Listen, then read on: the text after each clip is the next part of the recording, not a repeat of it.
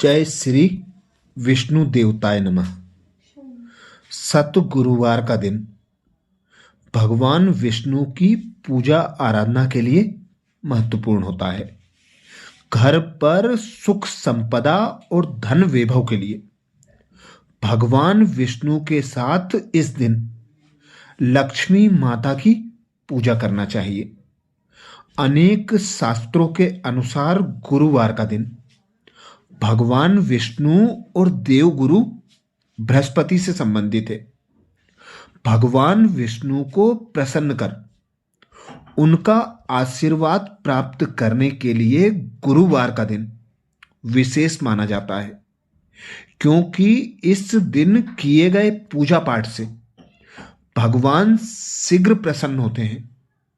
गुरुवार के दिन भगवान विष्णु के साथ मां लक्ष्मी की भी पूजा करनी चाहिए। मां लक्ष्मी भगवान विष्णु की पत्नी है। साथ ही मां लक्ष्मी को शास्त्रों में धन की, वैभव की देवी कहा गया है। ऐसे में गुरुवार के दिन मां लक्ष्मी और भगवान विष्णु की पूजा करने के बाद यह आशीर्वाद प्राप्त होता है कि घर में धन्य धान्य की कभी कमी नहीं होगी और व्यक्ति की हर मनोकामना पूरी होगी। गुरुवार के दिन हम यह भी जान लें कि सुबह से हमारी दिनचर्या कैसी हो, हम कैसे स्नान आदि कर पूजा करें। गुरुवार के दिन जल्दी उठकर स्नान कर साफ कपड़े पहनना चाहिए। इस दिन पीले रंग के कपड़े पहनना शुभ होता है, क्योंकि यह रंग भगवान विष्णु को अत्यंत प्रिय है। इसके बाद मंदिर में दीपक जलाएं और हाथ जोड़कर व्रत और पूजन का संकल्प लें। कुछ लोग प्रत्येक गुरुवार व्रत रखते हैं, तो वहीं कुछ लोग पूजा पाठ करते हैं। पूजा के लिए एक चौकी तैयार करें। इस पर मां लक्ष्मी और भगवान विष्णु की मूर्ति या तस्वीर स्थापित करें। अब गंगा जल से अभिषेक करें और भगवान विष्णु को पंचामृत से स्नान कराएं। ओम भगवते वासुदेवाय नमः मंत्र का जाप करते हुए भगवान को रोली, अक्षत, चंदन, धूप, गंध, दीप, पीले फूल, पीले फल और मिठाई का भोग लगाएं। भगवान को चने की दाल और गुड़ का भोग गुरुवार के दिन जरूर अर्पित करें। साथ ही तुलसी दल भी चढ़ाएं। तुलसी दल के बिना भगवान विष्णु की कोई भी पूजा अधूरी मानी जाती है। मां लक्ष्मी को सिंदूर और चंदन का तिलक लगाएं। लाल फूल, अक्षत, धूप, दीप, फल, सुपारी भोग अर्पित करें। गुरुवार के दिन विष्णु सहस्त्रनाम का पाठ करना अति उत्तम होता है। यदि आप गुरुवार व्रत कर रहे हैं तो गुरुवार की व्रत कथा जरूर पढ़ें या सुने। आखिर में भगवान विष्णु और मां लक्ष्मी जी की आरती करें। गुरुवार के दिन भगवान विष्णु और मां लक्ष्मी की पूजा के बाद केले के पौधे की भी पूजा जरूर करें। केले के पौधे में जल चढ़ाएं, फूल भोग अर्पित कर घी का दीपक लगाएं। इस विधि विधान से पूजा करने पर भगवान विष्णु और मां लक्ष्मी प्रसन्न होती हैं और उनकी कृपा प्राप्त होती है। हमारा घर धन धान्य और सुख समृद्धि से भर जाता है। अब सुनेंगे गुरुवार को सुनी जाने वाली पौराणिक कथा। प्राचीन समय की बात है। भारतवर्ष में एक राजा राज्य करता था। वह बड़ा प्रतापी और दानी था। वह नित्य गरीबों और ब्राह्मणों की सेवा सहायता करता था। वह प्रतिदिन मंदिर में भगवान दर्शन करने जाता था। लेकिन यह बात उसकी रानी को अच्छी नहीं लगती थी। वह ना ही पूजन करती थी और ना ही दान करने में उसका मन था। एक दिन राजा शिकार खेलने वन को गए हुए थे, तो रानी और दासी महल में अकेली थी।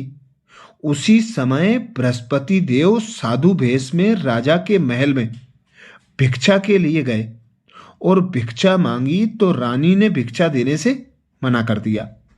रानी ने कहा कि हे साधु महाराज, मैं तो दान पुण्य से तंग आ गई हूं। इस कार्य के लिए मेरे पतिदेव ही बहुत हैं। अब आप ऐसी कृपा करें कि सारा धन नष्ट हो जाए तथा मैं आराम से रह सकूं। साधु ने कहा, देवी तुम तो बड़ी अजीब हो। धन और संतान से कौन दुखी होता है? इसकी तो सभी कामना करते हैं। पापी भी पुत्र और धन की इच्छा करते हैं।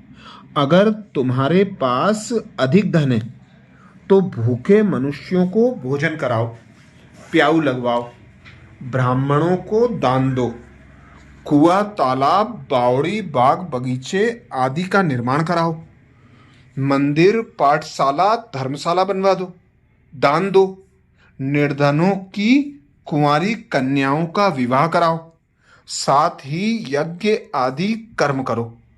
अपने धन को शुभ कार्यों में खर्च करो।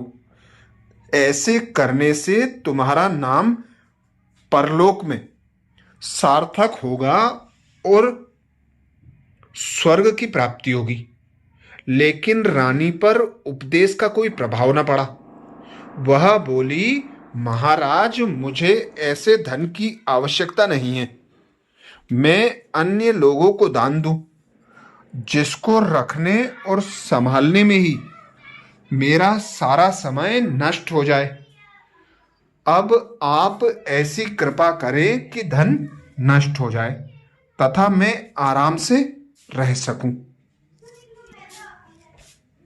साधु ने उत्तर दिया, तुम्हारी ऐसी इच्छा है तो जैसा मैं तुम्हें बताता हूं तुम वैसा ही करना।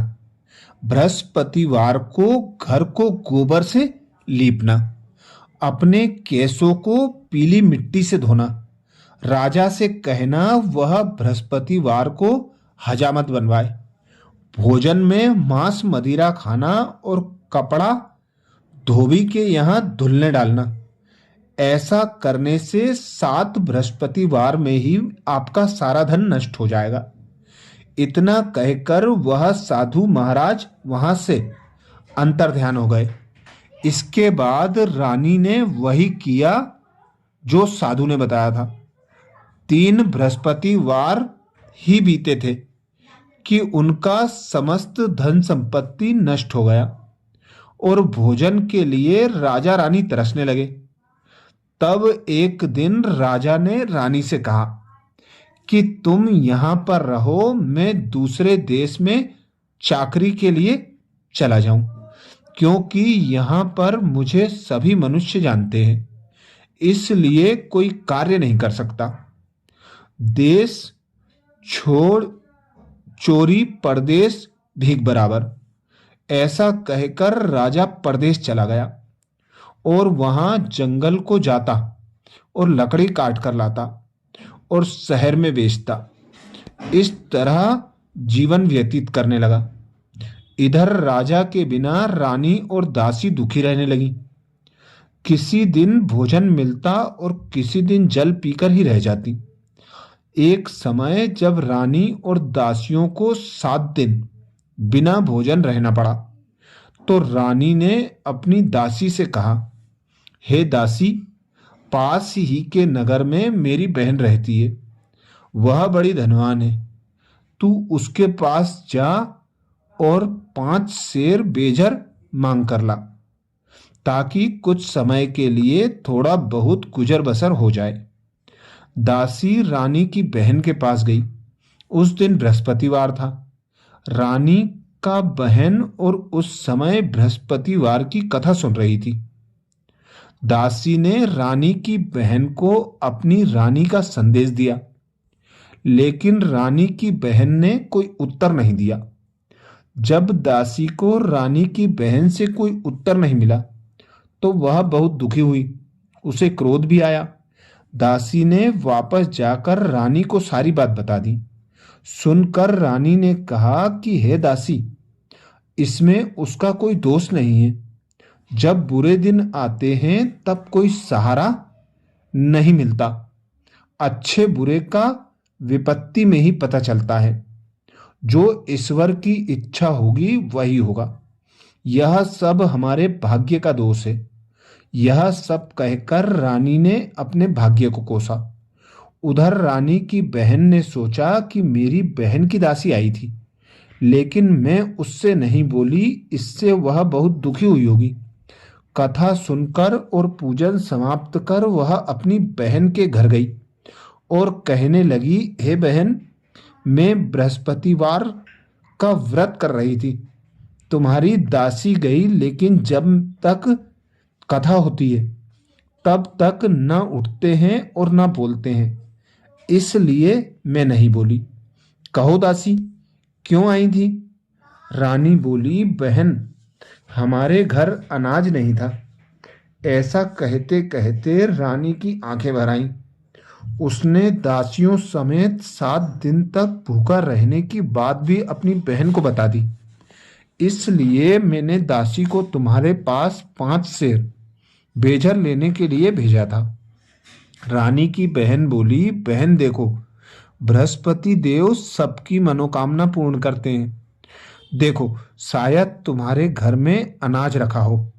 पहले तो रानी को विश्वास नहीं हुआ, परंतु बहन के आग्रह करने पर वह उसने दासी को अंदर भेजा। दासी घर के अंदर गई तो वहां पर उसे एक बड़ा बेजर से भरा मिल गया। उसे बड़ी हैरानी हुई। उसने बाहर आकर रानी को बताया। दासी रानी से कहने लगी, हे रानी, जब हमको भोजन नहीं मिलता तो हम व्रत ही तो करते हैं, इसलिए क्यों ना इसमें व्रत और कथा की विधि पूछ ली जाए। हम भी व्रत किया करेंगे। दासी के कहने पर रानी ने अपनी बहन से बृहस्पतिवार व्रत की कथा के बारे में पूछा, व्रत के बारे में पूछा। उसकी बहन ने बताया, बृहस्पतिवार के व्रत में चने की दाल, गुड़ और मुनक्का से विष्णु भगवान का केले के वृक्ष की जड़ में पूजन करें तथा दीपक लगाएं और कथा सुने। उस दिन एक ही समय भोजन करें। भोजन में पीले खाद्य पदार्थ का सेवन जरूर करें। इससे गुरु भगवान प्रसन्न होते हैं, अन्न, पुत्र और धन का वरदान देते हैं, साथ ही सभी मनोकामनाएं पूर्ण करते हैं। व्रत और पूजन की विधि बताकर रानी की बहन अपने घर लौट गई। अच्छा, ये विशेष बृहस्पतिवार को सुनने के लिए भगवान विष्णु की कथा। इसे सुनने से इच्छा, मनोकामनाएं, धन दौलत, सुख समृद्धि सबकी प्राप्ति होती है। इसलिए इस कथा को पूरी जरूर सुने। रानी और दासी दोनों ने निश्चय किया कि बृहस्पति देव भगवान का पूजन जरूर करेंगे। 7 रोज बाद जब बृहस्पतिवार आया तो उन्होंने व्रत रखा। घुड़साल में जाकर चना और गुड़ बीन लाई तथा उसकी दाल से केले की जड़ तथा विष्णु भगवान का पूजन किया। अब पीला भोजन कहाँ से आए? दोनों बड़ी दुखी हुई, परंतु उन्होंने व्रत किया था, इसलिए बृहस्पति देव भगवान प्रसन्न थे। एक साधारण व्यक्ति के रूप में वे 2 थालों में पीला भोजन लेकर आए और दासी को देकर बोले, हे दासी, यह भोजन तुम्हारे और तुम्हारी रानी के लिए है, इसे तुम दोनों ग्रहण करना। दासी भोजन पाकर बहुत प्रसन्न हुई। उसने रानी से कहा, चलो रानी जी, भोजन कर लो। परंतु रानी को भोजन आने के बारे में कुछ भी नहीं पता था। इसलिए उसने कहा कि जा तू ही भोजन कर, क्योंकि तू व्यर्थ में हमारी हंसी उड़ाती है। तब दासी ने कहा, एक व्यक्ति भोजन दे गया है। तब रानी ने कहा, वह व्यक्ति तेरे लिए ही भोजन दे गया है, तू ही भोजन कर। तब दासी ने कहा, वह व्यक्ति हम दोनों के लिए 2 थाली में सुंदर पीला भोजन देकर गया है, इसलिए मैं और आप दोनों ही साथ साथ भोजन करेंगे। यह सुनकर रानी बहुत प्रसन्न हुई और दोनों ने गुरु भगवान को नमस्कार कर भोजन करना प्रारंभ किया। उसके बाद से वे प्रत्येक गुरुवार को भगवान का व्रत और पूजन करने लगी। बृहस्पति भगवान की कृपा से उसके पास धन हो गया, लेकिन रानी फिर पहले की तरह आलस्य करने लगी। तब दासी बोली, देखो रानी, तुम पहले भी इस प्रकार का आलस्य करती थी। तुम्हें धन के रखने में कष्ट होता था, इस कारण सभी धन नष्ट हो गया। अब गुरु भगवान की कृपा से धन मिला है, तो फिर तुम्हें आलस्य होता है। बड़ी मुसीबतों के बाद हमने यह धन पाया है, इसलिए हमें दान पुण्य करना चाहिए। अब तुम भूखे मनुष्यों को भोजन कराओ, प्याऊ लगाओ, ब्राह्मणों को दान दो, कुआं, तालाब, बावड़ी और बाग बगीचे आदि का निर्माण कराओ, मंदिर, पाठशाला और धर्मशाला बनवा कर दान दो, निर्धन की कुमारी कन्याओं का विवाह कराओ, साथ ही यज्ञ आदि कर्म करो, अपने धन को शुभ कार्यों में खर्च करो, जिससे तुम्हारे कुल का यश बढ़े और स्वर्ग की प्राप्ति हो सके और पितृ भी प्रसन्न हो। दासी की बात मानकर रानी शुभ कार्य करने लगी, उसका यश फैलने लगा। एक दिन रानी और दासी आपस में विचार करने लगी कि न जाने राजा किस दशा में होंगे, उनकी कोई खोज खबर नहीं है।